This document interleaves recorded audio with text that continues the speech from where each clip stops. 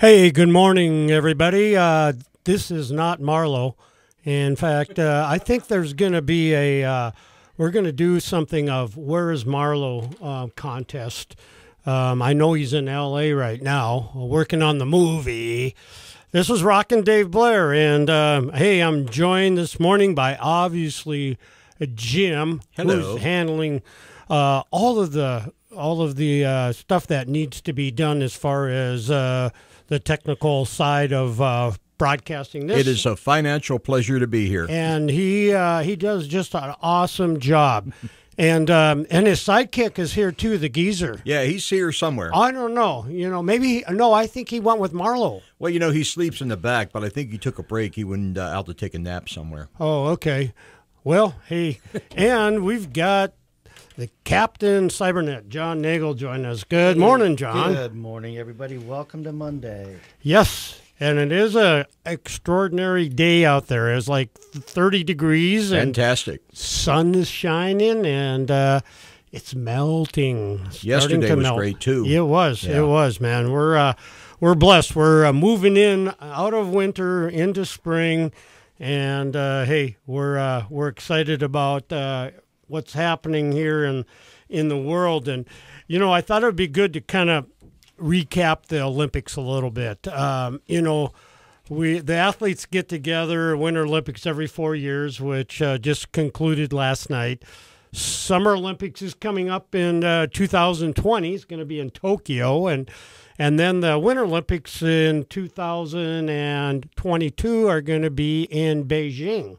So, it's kind of ironic. The Chinese hosted the Summer Olympics here, I think, 6 years ago, and now they get to host the Winter Olympics. So those Chinese, they know how to put things together, and I guess they have the money to do it. They have a lot of money, don't they? Oh, man, they have a lot of money. In fact, it's kind of ironic.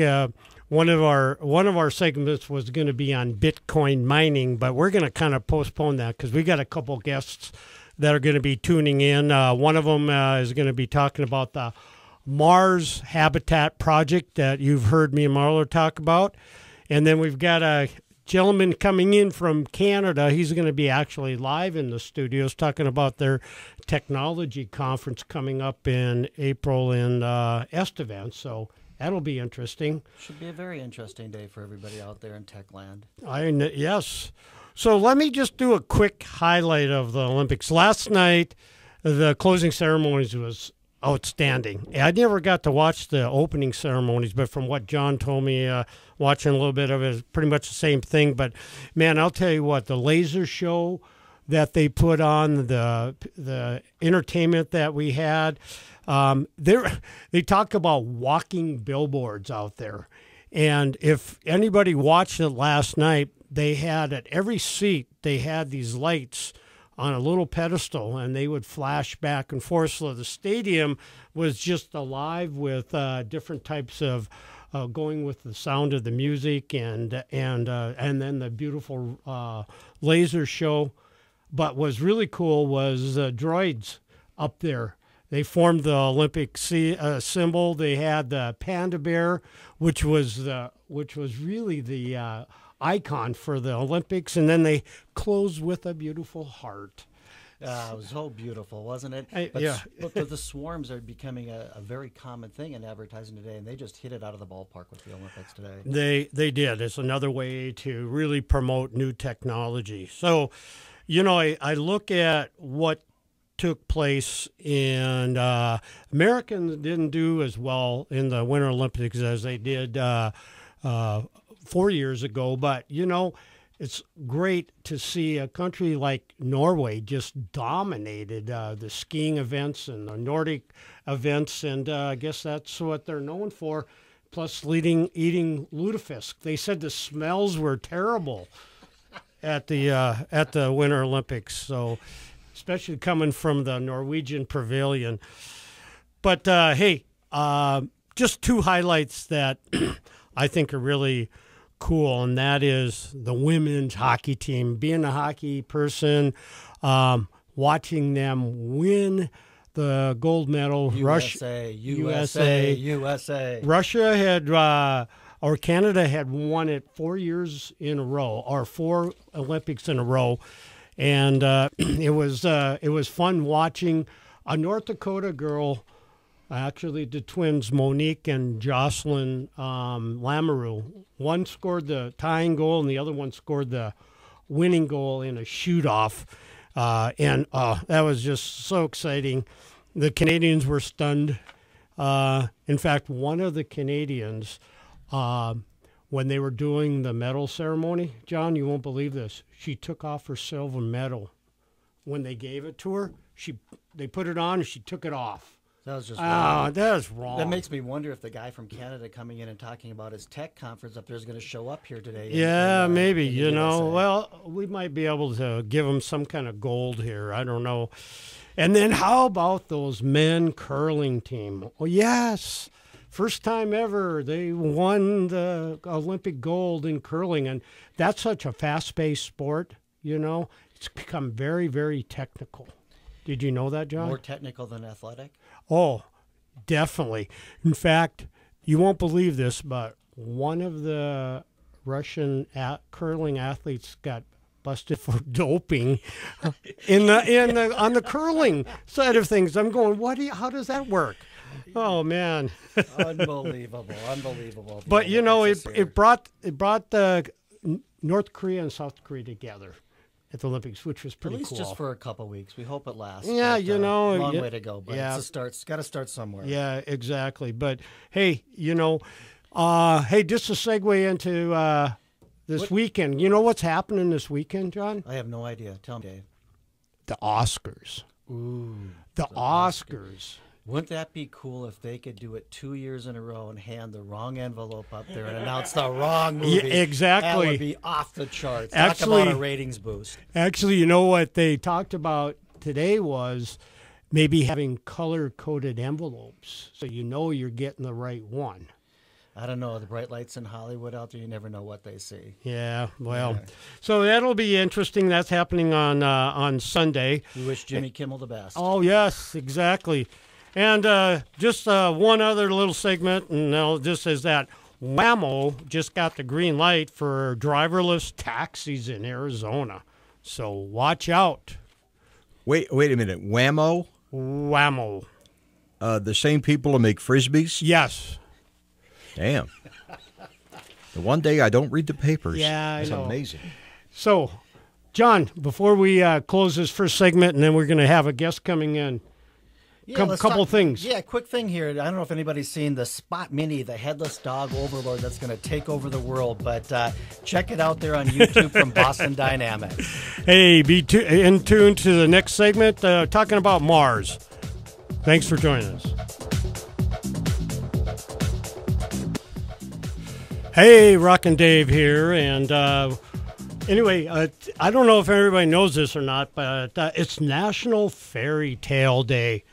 You know, and obviously we're always promoting National Tale. Well, you know, Ford's got a little fairy. Well, yeah, tell us about that, and then we're going to get into talking a little bit about Mars. So what? Yeah, Ford's got a little fairy dust going on out there. They've got a patent pending or being reviewed by the United States Patent Office right now for, listen to this, folks, a driverless police car. Can you imagine being picked up by a driverless police car? And more importantly, your car will automatically give it your driver's license. Can you believe that? Well, I can believe anything, John, let me tell you, you know, and one of the things that you're going to find out is our autonomous technology keeps improving. How many different vehicles are going to be out there, but the driverless police car. A little bit of fairy dust, but stay tuned. Stay all tuned. Right.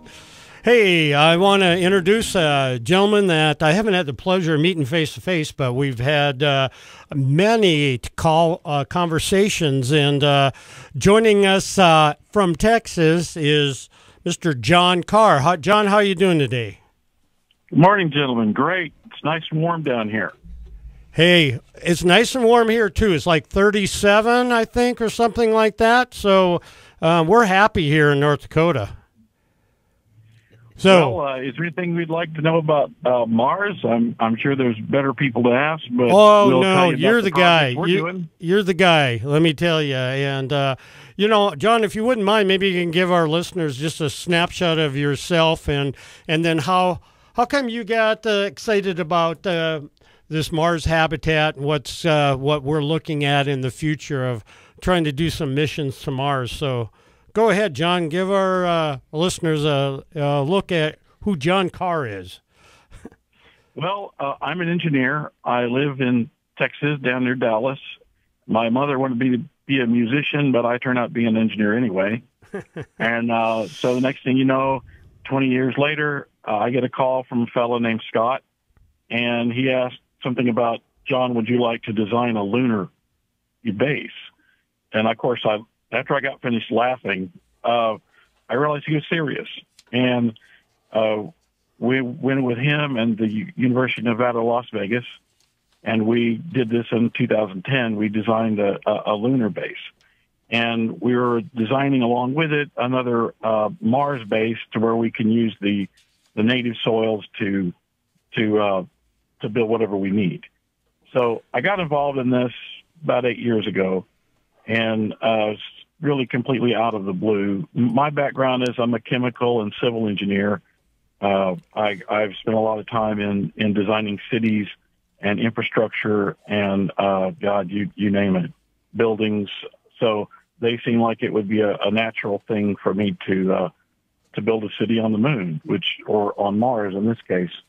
So here we are, and there's a lot to learn. So anything else?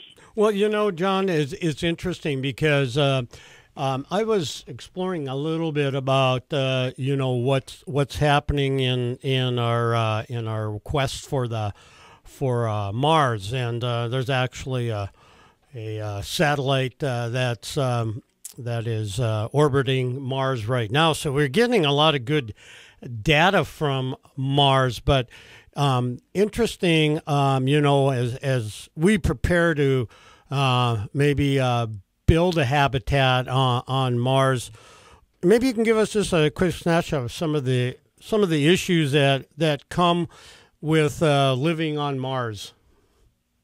Well, living on Mars is hostile. There is no doubt about it. We are not designed to live on Mars in any manner, form, or fashion. The first thing is it's always winter. I mean, for Mars, summer it might get up to 60 degrees Fahrenheit, but at night it'll get down to minus 127, and that's on the equator where it's warm. But on the poles, the high temperature can be minus 90, and the low temperature can be minus 150. So it varies just like it does here. And sorry, I'm in a place. It sounds like you got any issues Dallas there right down now, in Texas. and so you're going to get to hear the city come in behind me every once in a while. That's fine. But it's so it's harsh in that regard. You have the temperature. You have practically no atmosphere.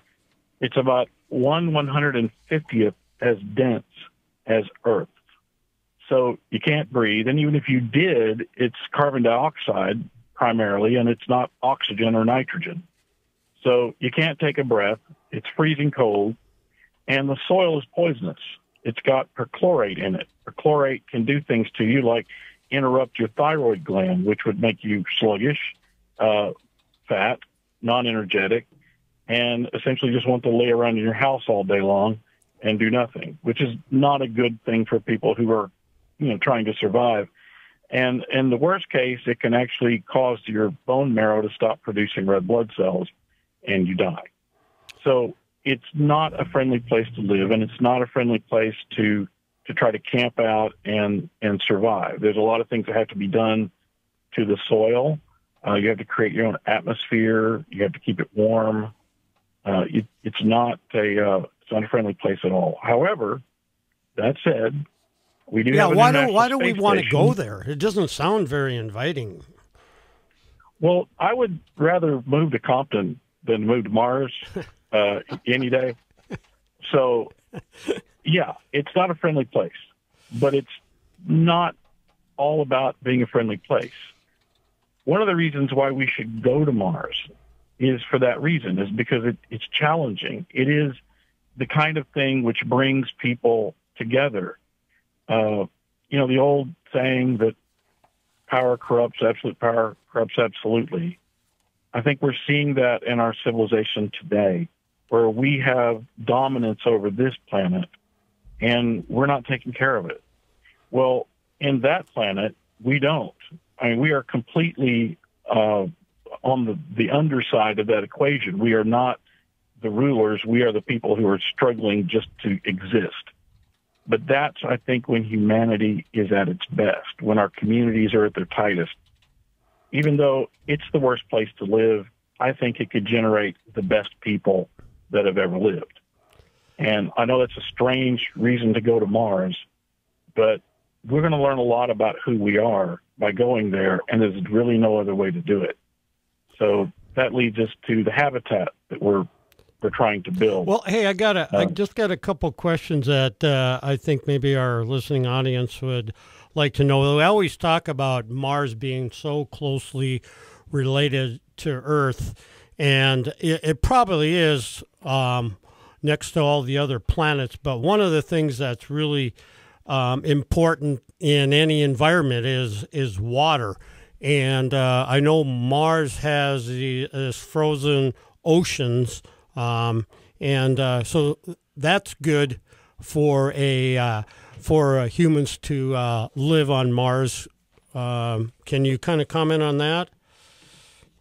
The latest data shows there's plenty of water on Mars. Now, it's locked up inside the soil.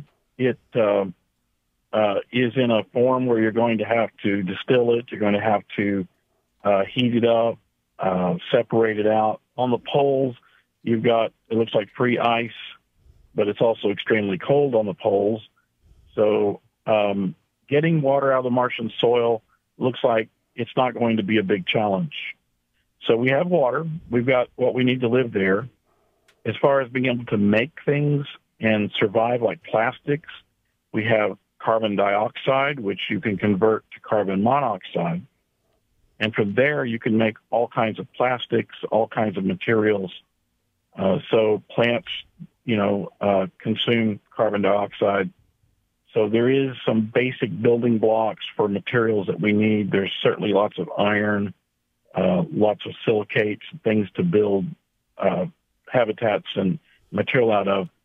But water really is the one of the most limited factors on Mars.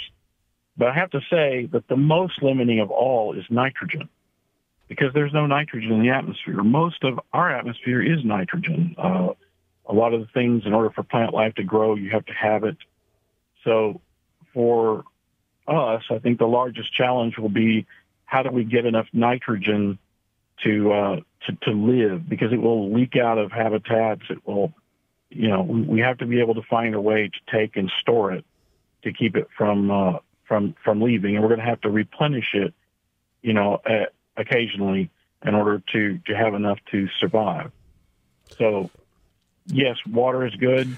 Well, that leads me to the next question. What about raising food? I mean, you already commented how the soils up there are very toxin, and so how do we build greenhouses that could furnish the habitat up there with vegetables and fruits and all of those things that we need to survive? We're going to have to wash the soil. Okay, the nice thing about perchlorates is they're water soluble. You can wash them and take them and extract them out of the soil to make it safe. So that's one of the things that has to be done in order to grow a garden with soil in Mars. Probably we won't start with soil. I know the Martians showed a bunch of growing a bunch of potatoes directly in Martian soil. Unfortunately, I'm not sure that would ever happen. The potatoes may or may not be able to grow in that much perchlorate, and certainly you wouldn't want to eat them. But on the other hand, if you wash the soil and you prepared it, there isn't any compelling reason why you couldn't grow food on Mars. So, John, let me ask you this. So we have this great background from you, very informative. So how do we translate that into a habitat here in North Dakota, mimicking Mars? Well, this is what we're doing right now.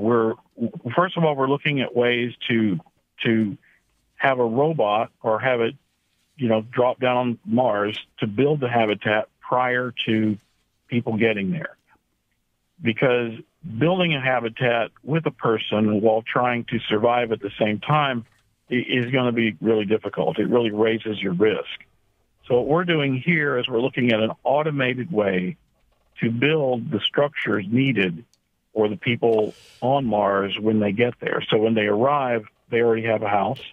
It's already full of air. It might not have nitrogen in it, but it'll be pressurized and be essentially ready for instruments and people to habitat and to bring down any instruments they need from the space station or from Earth. Hey, John, we're gonna pick up this. We're gonna pick up this conversation in our third segment here. But hey, we're preparing for the habitat being built here in North Dakota. So stay tuned for that, and John will inform us on some more of that. Thank you. Right now, 29. Dave Ramsey is heard here. SuperTalk 1270. We're back to the Tech Ranch. Stream this program now at supertalk1270.com. Here is your guru of geek, Marlo Anderson. Hey, Rockin Dave back here in the studios. And hey, our last segment's going to be talking about some technology conference that's coming up in April in Estevan. But hey, we want to just kind of segue into the Mars habitat and the program that I've been working on with Marlo, Scott Fisher, who John referenced, and I think it's important that we understand what we're trying to do by utilizing our minerals, our types of stuff here in North Dakota for preparing to build this habitat. And John, you were involved with the one that was built down in Vegas, correct? No, that's Scott. That was just before I showed up. Oh, okay. So, okay. Scott's the right guy to ask about that. No, I know. Okay. They use that for a long time. So, and this is really important. We've been lining up some partners here in North Dakota to make this thing happen, and it's not too far-fetched, to look at it from the standpoint is we need to have good partners. There's the Mars Society that's part of that. We've got Carr Engineering, which is John. We've got the University of Mary coming on board, and UNLV, who was leading the program for building that first habitat down in Vegas. But why do everybody asks, well, why North Dakota? Well, I think we've got a lot of different conditions here as well. But John, maybe you can just explain a little bit what's going to be needed to build this structure and habitat so we can actually use it up in Mars. So can you just give us a little snapshot of that? Well, I think the main thing about North Dakota are the people. We've got people in proximity that, like Scott Fisher, who have worked on this before. We have people who are willing to work on it, that are excited about it. And humans are our greatest resource. Okay, it isn't just materials. What we're going to have to do to make this happen, though, is we have to do it. It's a big, complicated problem. So we have University of Mary's involved to help us sort out some of those issues. We have to do it in a stepwise fashion. And one of the goals of building the prototypes is to use the technology that's going to be used on Mars here on Earth to build simple structures, to do things to make it easier in remote locations, to build, say, tanks and storage facilities for oil companies and things where they have containment dikes. This is one of the goals, so that it isn't simply for Mars, it's for us too. And that's where we start out, is the basic building blocks of how do you automate the construction of this shell from native soils. And we will begin in North Dakota using the clays and the soils in North Dakota, and eventually move it to Australia, where they have soils that are more similar to Mars. So one of the ideas is to use the soils to make either bricks or using it to mix to make concrete. Is that can we do that in Mars? Yes, we can. Actually, we don't just have one method to do it. We're exploring several different ways to make it happen, and we believe each one of them is feasible. After all, people have been making bricks and mortar for thousands of years, and all the materials are on Mars to do the same thing. So it's just transferring technology that's thousands of years old here and making it work there. And but that's a big challenge because it has to be done by robots. It has to be done autonomously. And this is the starting point, and there's no other way to get around it. Just kind of going back to getting to Mars, what time of how long does it take a spaceship to get to Mars, and then what would be kind of the timing on that? And I know you're not speaking on behalf of NASA or anything like that, but what are we talking about? The length of time to actually get to Mars. Well, depending on the kind of engines that they develop. Okay, now I think the current transit time's, a little less than a year. So it takes a while to get there. This is not a trip to the moon where you're talking about 3 days. So it's a major trip there, which means that if you have any medical issues, it is you better be able to live another year because it's going to take you a year to get home. And not only that, like you saw in The Martian, you have certain windows where the planet is in the right place to get you back in that amount of time. Otherwise, it might take even longer. So transport to and from Mars is a big deal. It's very expensive. Every pound of material you take, it's going to cost you a lot of money. So, again, transferring a huge habitat up there is really not cost-effective at any level. So we have to instead bring the tools and build it there. So, John, got a question for you in getting to Mars. How important is like a moon refueling station going to be in this effort? I mean, some statistics talk about, reducing the mass of the spacecraft by almost 2/3 by being able to refuel via the moon. Can you talk a little bit about that and the importance of a refueling station, or would it even be needed in your opinion? Well, this is strictly my opinion. There's been a lot of studies done by some very brilliant people, and everyone has their own opinion, literally. But it's clear that it takes less energy to get off the moon than it does the Earth. And any fuel that we can use from the moon, anything we can do from the moon to make it less expensive and less dangerous would be very important. The moon has a great number of resources that most people don't know about. So there's material on the moon to build things. There's even water. We've got, like I said, it's a 3 or 4 day trip there, so it's relatively fast. Once you get out of low Earth orbit, it takes very little energy to get to the moon past that. So it's cost effective to move things from the moon. Also, we think that a moon colony or a moon facility gives us the practice we need, in living without an atmosphere and living under harsh conditions to help set up a long-term survivable Martian colony. So there's a number of reasons to use it as a first step to Mars. But there are people out there who feel like, it's a step that's not necessary. Maybe it costs too much, and just build the ships big, go out there, go in orbit, and just go for it.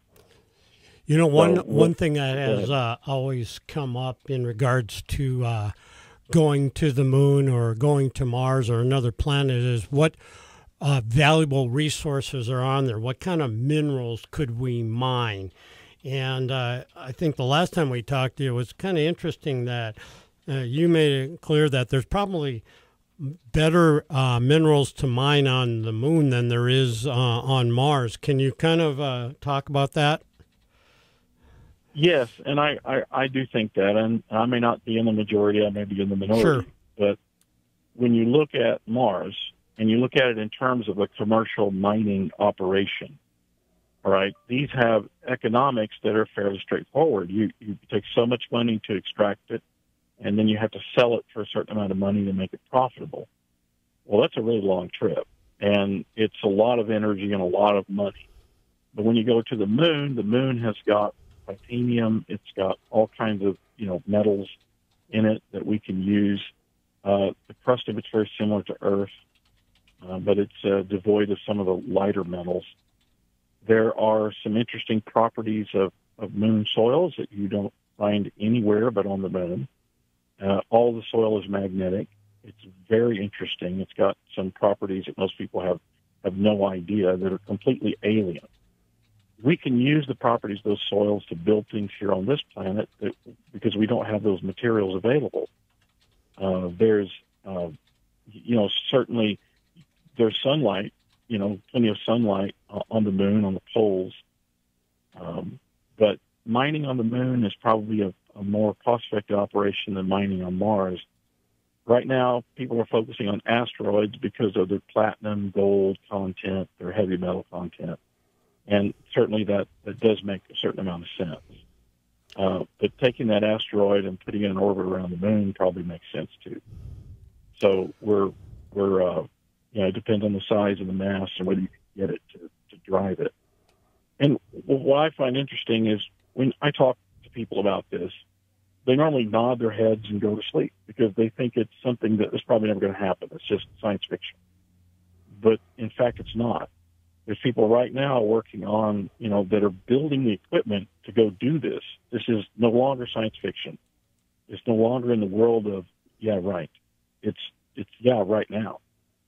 So, but I think the first good step to Mars is on the moon, get a good foothold there, and then we can stay on Mars for an indefinite period of time because we have all the technology and everything built to last in a hostile environment.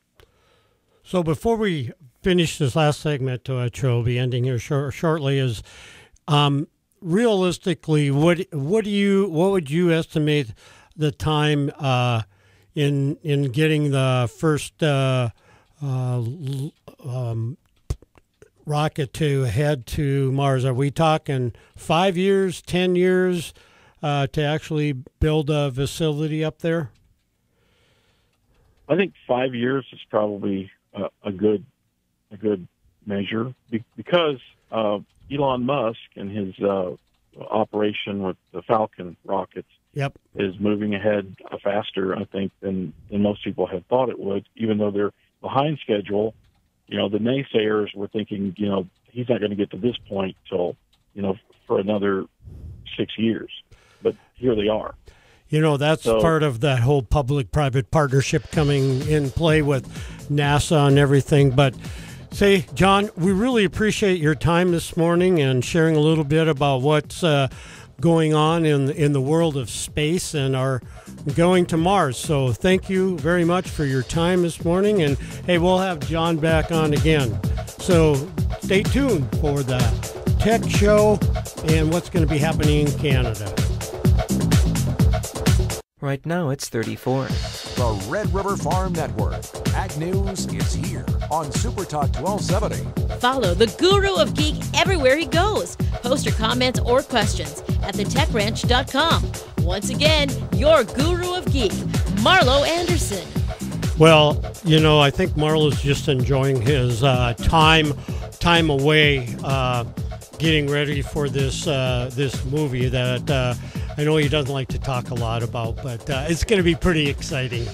I think they're going to do some filming here in North Dakota as well. I can't wait to see that big guy on the big screen. Yeah, exactly. Well, you told him he's got to change his hairdo a little bit, and probably lose 50 pounds or something. And he's going, no, I'm Marlo. I'm the Guru of Geek. This is the way it's going to be. And I'm going, hey, then don't do anything. Hey, guys, I'd just really like to welcome to our studios this morning from Estevan, Canada. But as you'll pick up, he doesn't have a Canadian accent. But I think he's working on it. I don't know. I think he should keep his Caribbean accent. Yeah, maybe. So we got Dwight Fitz-Bramble. He's the Economic Development Coordinator from Estevan, and he's going to tell us a little bit about this Technology, Trade, and Transportation show coming up in April. We had a chance to meet at my office this morning, but kind of just said, man, maybe it'd be good to have Dwight on the air this morning. So, hey, Dwight, thanks for joining us. Thank you so much, Dave, and thank you for having me here. Yes. So I'm going to let John kind of talk a little bit and ask some questions about this upcoming tourism, trade, and technology show.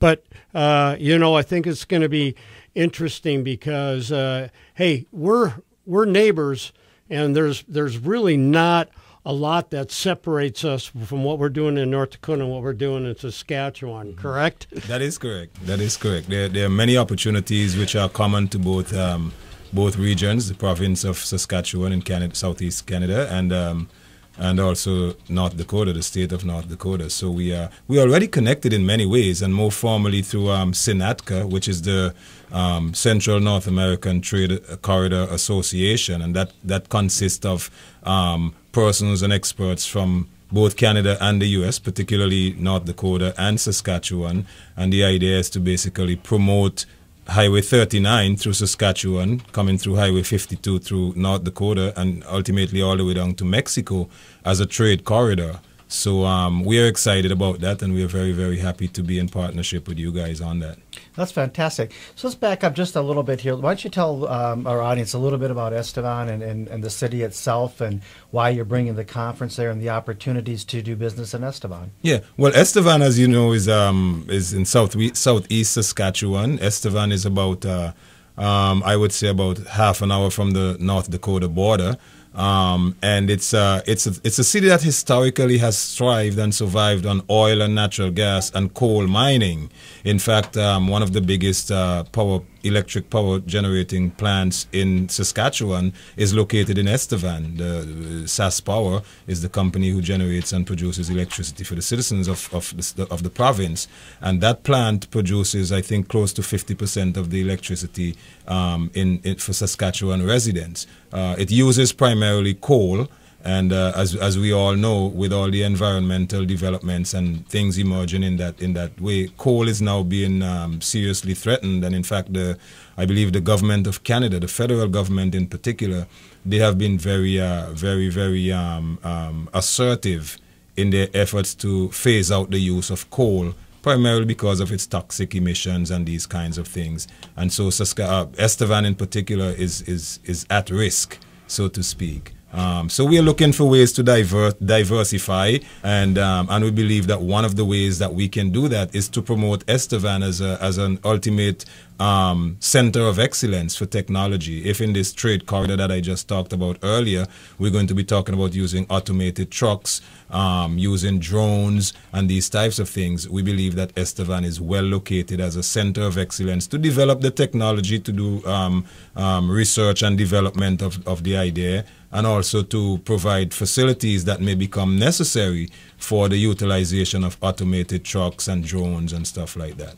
It also sounds like you have the infrastructure to support this automated vehicle and automated drone industry. We're talking about, you have a new university there, is our understanding. Is that correct? And well, yeah, we have a Southeast College, which is equivalent to your community college. It's a brand new facility, state-of-the-art facility that we believe is underutilized, but there's a lot of potential there. You know, the facility, the infrastructure is there. There's all the basic requirements are there for technological gadgets and what have you, for research.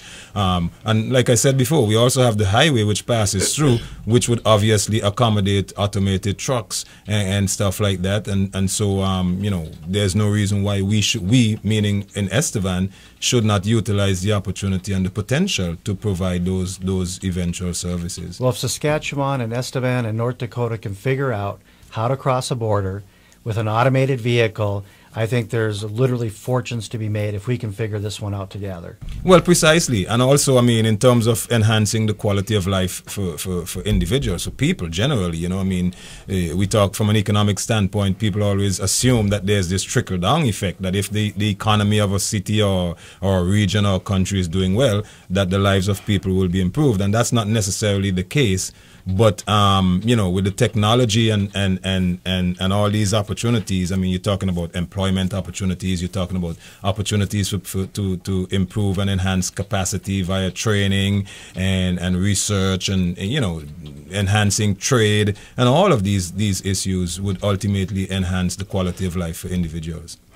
So maybe you can give us just a peek at the conference. Who have you invited?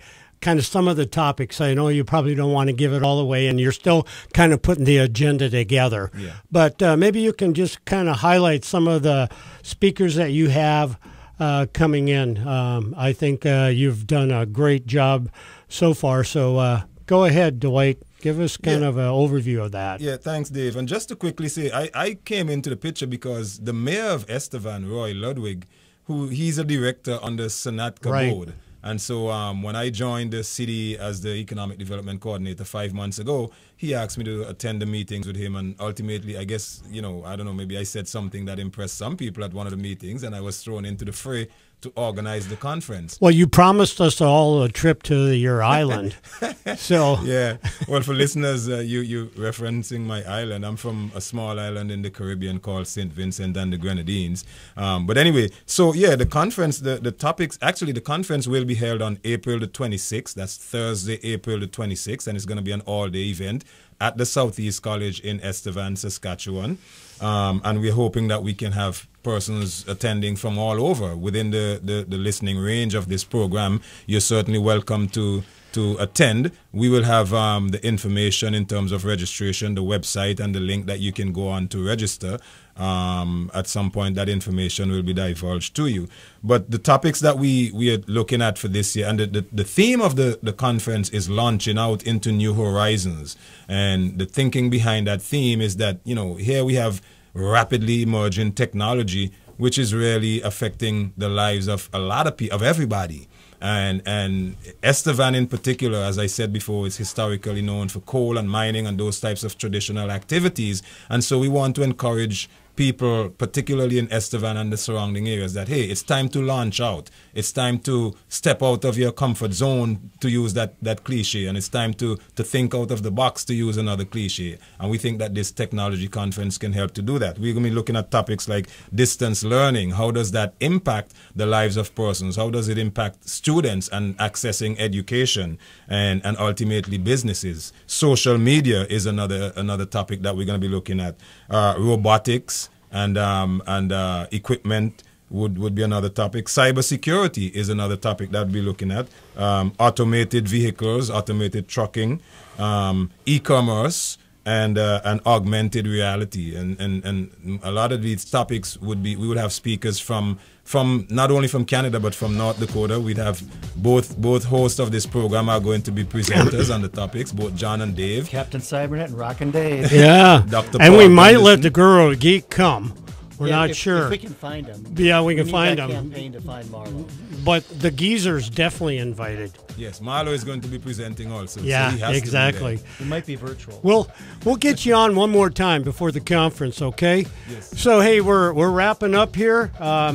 It's National Fairy Tale Day. Do you have anything, John, you want to add? No, nothing much. I just want everybody to stay tuned and tune in next week, and we'll see you then, Tech Geeks. Yes.